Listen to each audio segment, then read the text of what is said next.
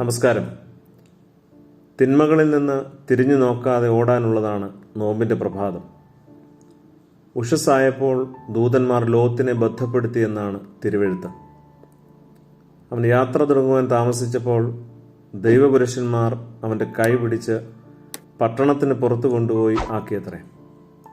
അതികാലത്ത് തന്നെ ശുദ്ധീകരണത്തെക്കുറിച്ചുള്ള വിചാരം തുടങ്ങണം. ഈ ദിനം എങ്ങനെ വിശുദ്ധമായി സൂക്ഷിക്കാം എന്ന് തന്നെ. വായിക്ക് ഒരു കാവൽക്കാരനെയും വിചാരങ്ങൾക്ക് ലക്ഷ്മണരേഖയും നൽകാം. പെരുമാറ്റങ്ങൾക്ക് വ്യക്തത ഉണ്ടാകണം. തിരിഞ്ഞു നോക്കാനുള്ള പ്രേരണ ശക്തമായിട്ടുണ്ട്. ഇന്നലകളിലെ സുഖാനുഭവങ്ങളുടെ ഓർമ്മകൾ വാസനകളായി തീരുകയും അത്തരം വാസനകൾ നമ്മെ പിന്നോക്കം വലിക്കുകയും ചെയ്യും. ശരിക്കും ഇതൊരോട്ടം തന്നെയാണ്, തിരിഞ്ഞു നോക്കാതെയുള്ള ഓട്ടം. അപ്പോസ്തലന്മാർ പറയുന്നത് ശ്രദ്ധിക്കുക. നീയോ ദൈവത്തിൻ്റെ മനുഷ്യനായുള്ളവേ, അത് വിട്ടോടി നീതി, ഭക്തി, വിശ്വാസം, സ്നേഹം, ക്ഷമ, സൗമ്യത എന്നിവയെ പിന്തുടരുക. തിമോഥെയോസിനോടാണ് പറയുന്നത്.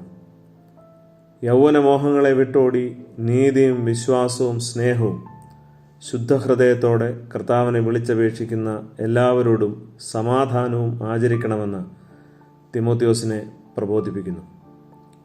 ഫിലിപ്പിയർക്ക് എഴുതിയ കത്തിൽ ഇങ്ങനെ പറയുന്നു: സഹോദരന്മാരെ, ഞാൻ പിടിച്ചിരിക്കുന്നുവെന്ന് നിരൂപിക്കുന്നില്ല. ഒന്ന് ഞാൻ ചെയ്യുന്നു, പിമ്പിലുള്ളത് മറന്നും മുമ്പിലുള്ളതിന് ആഞ്ഞും കൊണ്ട് ക്രിസ്തുയേശുവിൽ ദൈവത്തിൻ്റെ പരമവിളിയുടെ വിരുദിനായി ലാക്കിലേക്ക് ഓടുന്നു. പത്രോസാകട്ടെ ഇങ്ങനെയാണ് പറയുന്നത്: കർത്താവും രക്ഷിതാവുമായ യേശു ക്രിസ്തുവിൻ്റെ പരിജ്ഞാനത്താൽ ലോകത്തിൻ്റെ മാലിന്യം വിട്ട് ഓടിയവർ അതിൽ വീണ്ടും കുടുങ്ങിപ്പോയാൽ അവരുടെ ഒടുവിലത്തെ സ്ഥിതി ആദ്യത്തേതിനേക്കാൾ അധികം വഷളായിപ്പോയി. തിരിഞ്ഞു നോക്കാതെ വിശുദ്ധിയിലേക്ക് ഓടാനുള്ളതാണ് നോമ്പിൻ്റെ പ്രഭാതങ്ങൾ. നമസ്കാരം.